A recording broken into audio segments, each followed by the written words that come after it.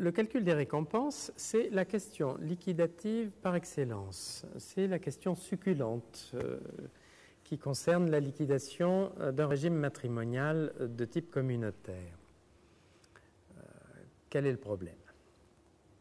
Pendant la durée du mariage, les époux ne passent pas leur temps à tenir des comptes rigoureux et à borner leurs actions de la vie courante à la mesure de ce que leur régime leur permet.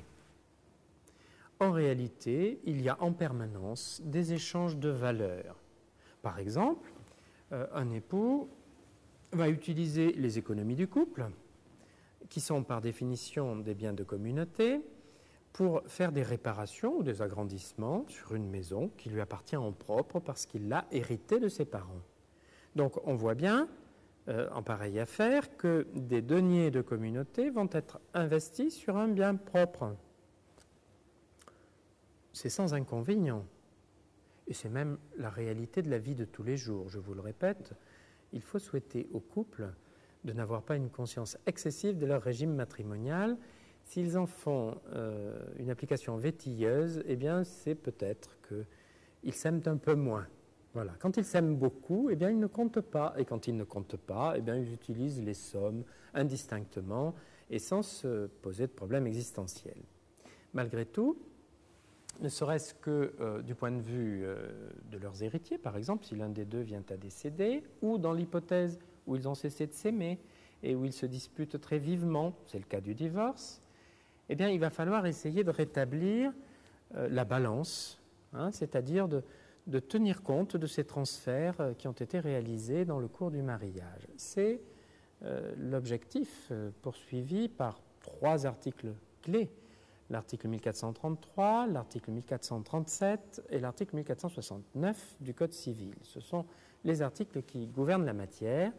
Et je voudrais insister un peu sur l'article 1469 qui est une des merveilles de rédaction du Code civil. Entendons par là qu'il est à peu près incompréhensible à une personne ayant brûlé un nombre respectable d'années de son existence à faire du droit si on ne lui a pas livré un tout petit peu le mode d'emploi.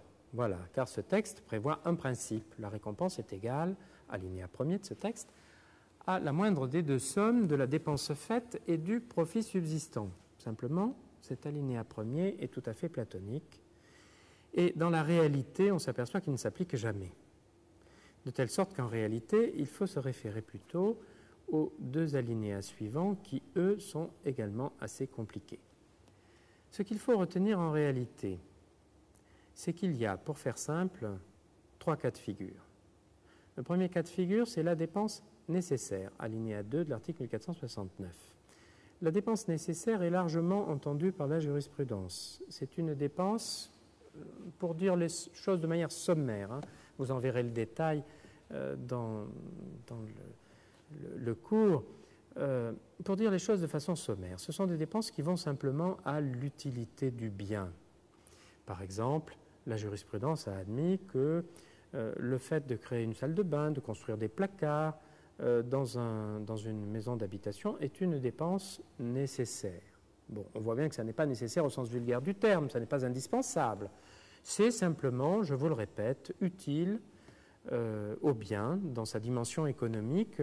La première chambre civile a écrit dans cette affaire à laquelle je pense que c'était utile à l'habitabilité de l'immeuble. Bien, donc voilà la première catégorie, les dépenses simplement nécessaires. Et puis il y a une deuxième catégorie, ce sont les dépenses d'acquisition ou d'amélioration. C'est facile à comprendre, ce sont les dépenses qui permettent d'acquérir ou d'améliorer un bien, par exemple, les dépenses qui permettent d'acquérir un bien propre ou d'améliorer un bien propre qu'on possède déjà. Et puis il y a une troisième catégorie que j'appelle personnellement les dépenses mixtes. Ce sont soit les dépenses conservatoires, celles qui sont indispensables pour sauver un bien, mais par définition, si elles sont conservatoires, elles sont aussi nécessaires. Et elles relèvent de l'alinéa 2 et de l'alinéa 3 du texte, autrement dit, elles occupent une position particulière. Et puis, il y a d'autres catégories de dépenses mixtes, ce sont les dépenses qui sont à la fois nécessaires et d'acquisition, ou bien encore nécessaires et d'amélioration. Et lorsqu'on joue avec les 3 alinéas de l'article 1469, eh bien, on aboutit à une nomenclature un peu complexe, mais qui peut ainsi se résumer. La dépense simplement nécessaire donne lieu à une récompense à hauteur de la dépense faite, c'est-à-dire de ce qui a été décaissé par la masse créancière. La dépense d'acquisition ou d'amélioration donne lieu à une récompense au profit subsistant, c'est-à-dire soit à la plus-value procurée par l'amélioration, soit au pourcentage, au prorata que représente la dépense d'acquisition dans la valeur actuelle du bien. Quant aux dépenses mixtes, telles que je les ai définies tout à l'heure, eh bien, comme elles entrent dans les 2 alinéas à la fois de l'article 1469, eh bien, ces dépenses mixtes donnent lieu à une récompense égale à la plus forte des 2 sommes de la dépense faite et du profit subsistant. On voit que tout ça est tout de même un peu technique et que l'application de l'article 1469 se fait sans joie. C'est la raison pour laquelle il faut y être assez attentif et c'est la raison pour laquelle il faut avoir là-dessus les idées claires.